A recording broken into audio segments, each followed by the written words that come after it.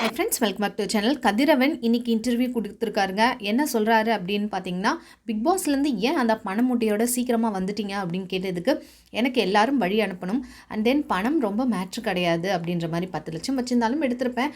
ஆனால் எனக்கு வந்து போகமிசா டாஸ்கில் காத்தவராயன் கேரக்டரில் பெட்டியை தூக்குவார்ல, அந்த இரும்பு பெட்டியை தான் நான் தூக்கணும்னு நினச்சேன். ஏதாவது எடுத்துகிட்டு போகணுன்னு சொல்லியிருந்தால் அதை எடுத்துகிட்டு வந்திருப்பேன். பட் எனக்கு இந்த பணம் மூட்டை ஓகே, அதனால் வந்துட்டேன். எல்லாரும் என்னை வழி அனுப்பி வைக்கணும், இந்த ஒரு மொமெண்ட்டுக்காக தான் நான் எடுத்துகிட்டு வந்துட்டேன் அப்படின்ற மாதிரி சொல்கிறாரு. பிக் பாஸ் ஹவுஸ்குள்ளே உங்களுக்கு யார் ரொம்ப பிடிச்சது அப்படின்னு சொன்னால், எல்லாருமே எனக்கு ரொம்ப பிடிக்கும். 20 பேருமே ரொம்ப சூப்பரான கண்டஸ்டன்ட் தான்.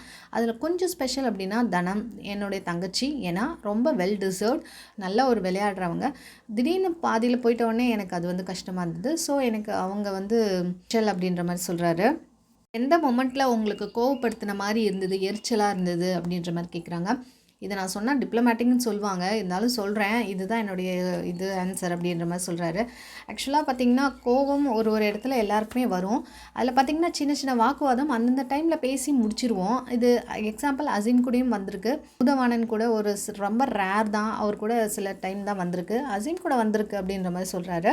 ஸோ அந்த மொமெண்ட்டில் என்னடா இவங்க இப்படி டென்ஷன் பண்ணுறாங்களே அப்படின்ற மாதிரி எனக்கு தோணும் அப்படின்னு சொல்கிறாரு. அண்ட் தென் பிக் பாஸ் வீட்டுக்குள்ளே வரும்போது நீ வந்து ஸ்ட்ராங்காக பேசணும், கட் அண்ட் ரைட்டாக பேசணும், கோவப்படணும், இப்படிலாம் கொஞ்சம் கண்டென்ட் கொடுத்தா தான் நீ ரொம்ப நாள் வித்ஸ்டாண்ட் பண்ண முடியும் அப்படின்னு மாதிரிலாம் எனக்கு சொல்லி அனுப்புனாங்க. ஆனால் நான் உள்ளே வந்து நானாக தான் இருந்தேன். அப்படியே என்னை மக்கள் பிடிச்சி எனக்கு ஓட்டு போட்டு 100 days கிட்டத்தட்ட இருக்க வச்சுருக்காங்க, அதுக்கு நன்றி அப்படின்ற மாதிரி சொல்கிறாரு.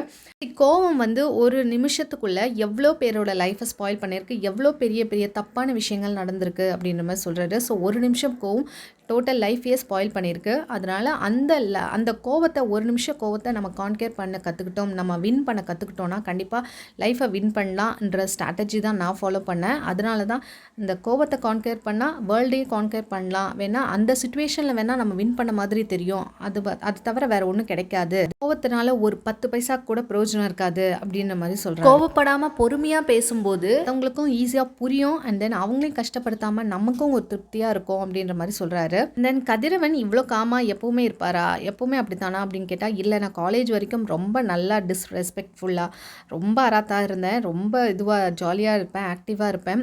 அதுக்கப்புறம் நான் ஆங்கர் ஆன பிறகு எந்த விஷயங்களுக்காக பேசணுமோ அந்த விஷயங்களுக்காக பேசுவேன். அதுக்கப்புறம் நான் சைலண்ட் ஆகிட்டேன், நான் கீனாக அப்சர்வ் பண்ண ஆரம்பிச்சிட்டேன் என்னை சுற்றி இருக்கிறத, அதனால் நான் அப்படி நார்மலாக ஆகிட்டேன் அப்படின்ற மாதிரி சொல்கிறாரு. தென் இப்போது நிறைய வெள்ளித்திரையில் நிறைய வாய்ப்புகள் வருது, நான் ஸ்கிரிப்ட் கேட்டுட்ருக்கேன், விரைவில் அறிவிப்பேன் அப்படின்ற மாதிரி ஒரு நியூஸும் சொல்கிறாரு. இவரோட ஃபுல் டீட்டெயில் வீடியோவும் இன்டர்வியூவும் நம்ம சேனலில் வரும். மறக்காமல் நம்ம சேனலை மறக்காமல் சப்ஸ்கிரைப் பண்ணிக்கோங்க. பக்கத்தில் இருக்க பெல் பட்டனையும் ப்ரெஸ் பண்ணிடுங்க. பிடிச்சிருந்தா ஒரு லைக் போட்டுருங்க. உங்கள் ஃபீட்பேக்ஸை கமெண்ட் மூலமாக தெரிஞ்சுருங்க. தேங்க்ஸ் ஃபார் வாட்சிங்.